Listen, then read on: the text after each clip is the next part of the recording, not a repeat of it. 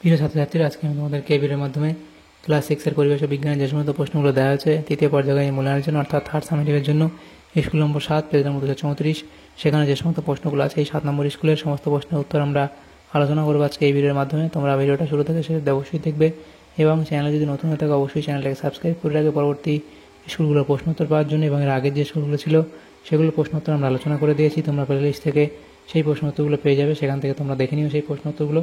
আজকে আমরা এই 7 নম্বর স্কুলের প্রশ্ন উত্তরগুলো আলোচনা করব এবং এই প্রশ্ন উত্তরের পিডিএফ তোমরা পরবর্তীতে আমাদের টেলিগ্রাম চ্যানেল থেকে পেয়ে যাবে। ডেসক্রিপশনে আমাদের টেলিগ্রাম চ্যানেলের লিঙ্ক দেওয়া আছে, সেখানে তোমরা যুক্ত হয়ে যাবে, তাহলে পরবর্তীতে পিডিএফগুলো সেখান থেকে তোমরা পেয়ে যাবে। তো এখানে দেখো, প্রথমে ফিজিক্যাল সায়েন্সের প্রশ্ন দেওয়া আছে, 8টা প্রশ্ন, 1 নম্বর করে 8 নম্বর দেওয়া আছে। একের দাগে বলা আছে সঠিক উত্তরটি নির্বাচন করে লেখো। একের দাগের 1, সেটা বলা আছে কি সিজিএস পদ্ধতিতে বলের পরম একক হলো, তাহলে সেটা হবে ডাইন, অপশান এ। এর পরবর্তী প্রশ্ন আছে কি চাপ সমান রেখে ক্ষেত্রফল বাড়ালে বলের পরিমাণ, এটা হবে অপশান এ, অর্থাৎ বাড়ে। পরবর্তী প্রশ্ন কি আছে যেটা বলা আছে, দেখো পরবর্তী প্রশ্ন, সেটা হচ্ছে কি প্রাচীনকালে গ্রীসে দৈর্ঘ্যের একক হিসেবে কি ব্যবহৃত হতো, তাহলে সেটা হবে অপশান ডি, অর্থাৎ এটা পদক্ষেপ। পরবর্তী প্রশ্ন কি বস্তুর উপরিতলের পরিমাপ যে রাশি দিয়ে প্রকাশিত হয় তা হলো, তাহলে এটা হবে এখানে ক্ষেত্রফল, অপশান ডি। পরবর্তী প্রশ্ন আছে কি যে বলা আছে ফসফিন যৌগে হাইড্রোজেন পরমাণুর সংখ্যা হলো, সেটা হবে অপশান সি, অর্থাৎ 3। পরবর্তী প্রশ্ন সবচেয়ে হালকা মৌল, সেটা হবে হাইড্রোজেন। এর পরবর্তী প্রশ্ন কোন শ্রেণীর লিভারে যান্ত্রিক সুবিধা নেই, সেটা হবে তৃতীয়, অপশান সি। পরবর্তী প্রশ্ন নততলের খাড়াই যত কম হবে নততলের সুবিধা তত বেশি হবে, অপশান এ। এর পরবর্তী প্রশ্ন 2, শূন্যস্থান পূরণ করো। প্রথম প্রশ্ন মানুষের হাত ড্যাশ শ্রেণীর লিভার, তাহলে মানুষের হাত কি তৃতীয়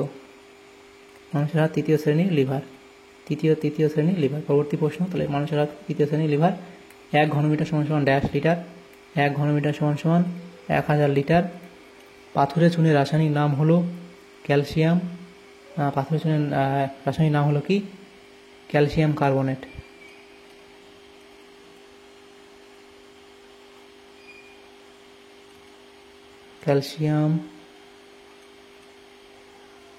পাথুরে চুনের রাসায়নিক নাম হচ্ছে ক্যালসিয়াম অক্সাইড।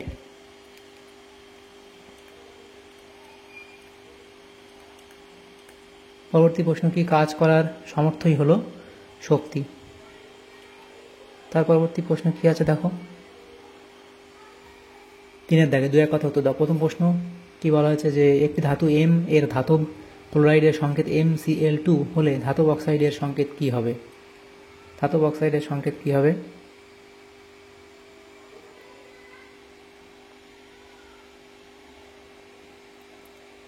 সেটা হবে MO। পরবর্তী প্রশ্ন কি হাইড্রোজেন আয়োডাইডে আয়োডিনের যোজ্যতা কত,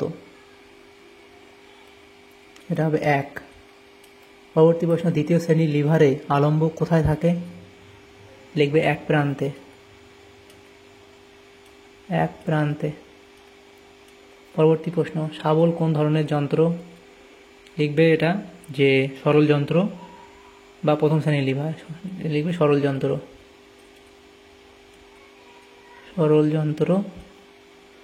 প্রথম শ্রেণীর লিভারও লিখতে পারো। পরবর্তী প্রশ্ন আন্তর্জাতিক প্রমাণ মিটার কাকে বলে, সেটা লিখবে আন্তর্জাতিক প্রমাণ মিটার কাকে বলে। পরবর্তী প্রশ্ন এসআইতে আলোর তীব্রতার এককটি লেখো, তাহলে সেটা হবে কি ক্যান্ডেলা। পরবর্তী প্রশ্ন ওজোন গ্যাসের পারমাণবিকতা কত, 3। একটি অসমসত্ব মিশ্রণের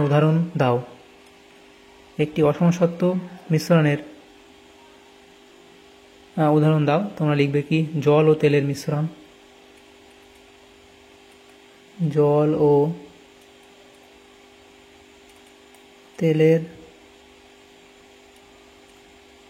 মিশ্রণ, পরবর্তী প্রশ্ন দেখো নবীকরণযোগ্য শক্তির উৎসের একটি উদাহরণ দাও, তাহলে সৌরশক্তি বা বায়ুশক্তি লিখবে,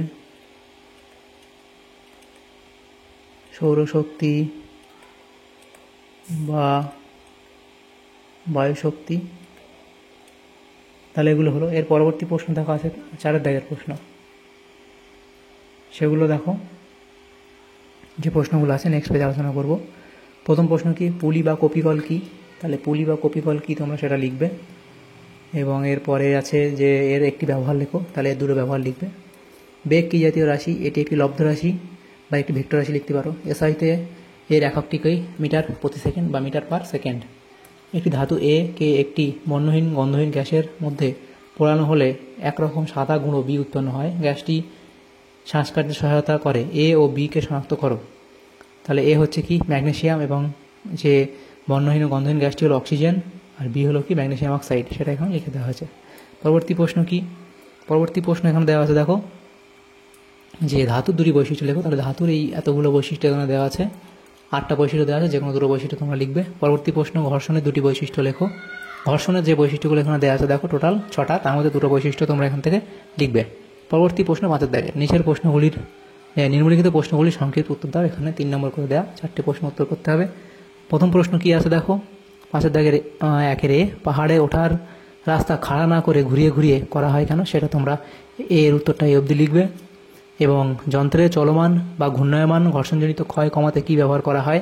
তাহলে এটা পিচ্ছিলকারক তেল বা গ্রিজ ব্যবহার করা জরুরি। পরবর্তী প্রশ্ন কি, শক্তি রূপান্তর উল্লেখ করো। ইলেকট্রিক ইস্ত্রি চালু করা হলো, এটা এ। বি হচ্ছে কি, একটি স্পর্শহীন বলে উদাহরণ দাও। সি হচ্ছে, ঘর্ষণের ফলে বস্তুর মধ্যে কী সংঘটিত হয়? তাহলে শক্তি রূপান্তর, ইলেকট্রিক ইস্ত্রি চালু করা হলো, তাহলে কী হবে, তড়িৎ শক্তি থেকে তাপ শক্তি। একটি স্পর্শহীন বলে উদাহরণ চুম্বকীয় বল, এটা চুম্বকীয় বল লিখবে, চুম্বকীয় বল লিখবে। এর পরবর্তী প্রশ্ন দেখো, ঘর্ষণের ফলে বস্তুর মধ্যে কী সংঘটিত হয়? ঘর্ষণের ফলে বস্তুর মধ্যে তাপ উৎপন্ন হয় এবং বস্তুর গতি কমে যায়। বস্তুর গতি কমে না লিখলে হবে, যে ঘর্ষণের ফলে কী সংঘটিত হয়, তাপ উৎপন্ন হয়। 3-এর দাগের এ বলা আছে 4 ডিগ্রি সি উষ্ণতায়, স্পেলিং ঠিক করবে, 4 ডিগ্রি সি উষ্ণতায় জলের ঘনত্ব 1000 কেজি/মিটার কিউব। ওই উষ্ণতায় 100 কেজি জলের ঘনত্ব কত হবে? তাহলে এটা সেম থাকবে, একই থাকবে। এবং পরবর্তী বি আছে কি, তরল পদার্থের আয়তন পরিমাপের জন্য কি ব্যবহার করা হয়? তাহলে তরল পদার্থের আয়তন পরিমাপের জন্য মাপনী চং ব্যবহার করা হয়।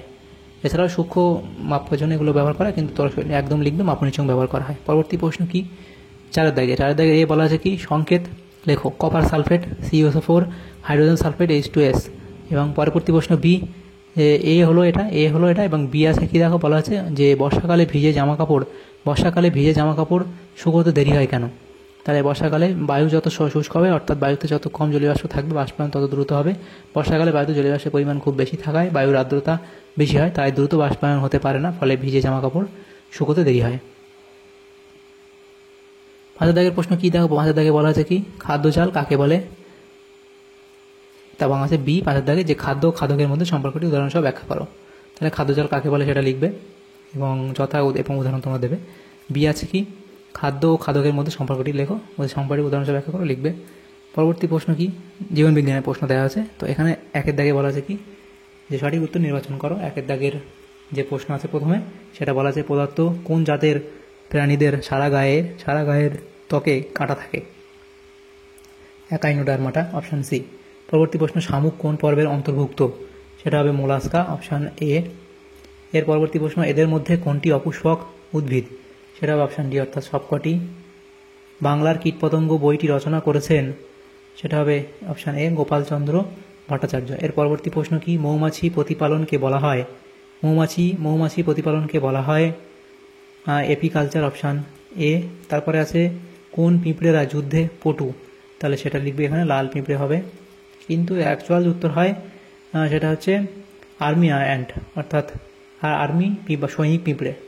পরবর্তী প্রশ্ন, পৃথিবীর সবচেয়ে বড় প্রাণী হলো? নীলতিমি, অপশান এ। তারপরে জৈব অভঙ্গুর পদার্থ হলো প্লাস্টিক। পরবর্তী প্রশ্ন, তাহলে এটা অপশান এ হবে। পরবর্তী প্রশ্ন, বাঘের চোখের রেটিনায় থাকে? তাহলে এটা হবে ট্যাপেটাম লুসিডাম, অপশান এ। এরপরে জলের রেশম বা ওয়াটার সিল্ক বলা হয়, সেটা হবে শ্যাওলাকে, অপশান এ। পরবর্তী 2-এর দাগের প্রশ্নগুলো কি বলা আছে দেখো, যে উভচর উদ্ভিদ কাকে বলে? তো সেটা তোমরা কি লিখবে, এটা লিখবে যে মস্কে উভচর উদ্ভিদ বলা হয়, কারণটা আমরা লিখবে। এবং দ্বিতীয় প্রশ্ন কি আছে দেখো, বাঘের বিজ্ঞানসম্মত নাম কি? তাহলে লিখবে Panthera Tigris, Panthera PANTHERA TIGRIS, Panthera Tigris. Annelida জাতের অন্তর্ভুক্ত দুটি প্রাণীর নাম লেখো। লিখবে জোঁক ও কেঁচো। পরবর্তী প্রশ্ন, পাতিকাক ও ডাঁড় কাকের একটি পার্থক্য। তারপর জৈব ভঙ্গুর বর্জ্যপদার্থ কাকের উদাহরণ দাও। তাহলে পাতিকাক ও ডাঁড় কাকের মধ্যে পার্থক্য তোমরা লিখবে। এখানে আকার, গায়ের রং, চক্ষুর আকৃতির উপর ভিত্তি করে পার্থক্যগুলো লিখবে।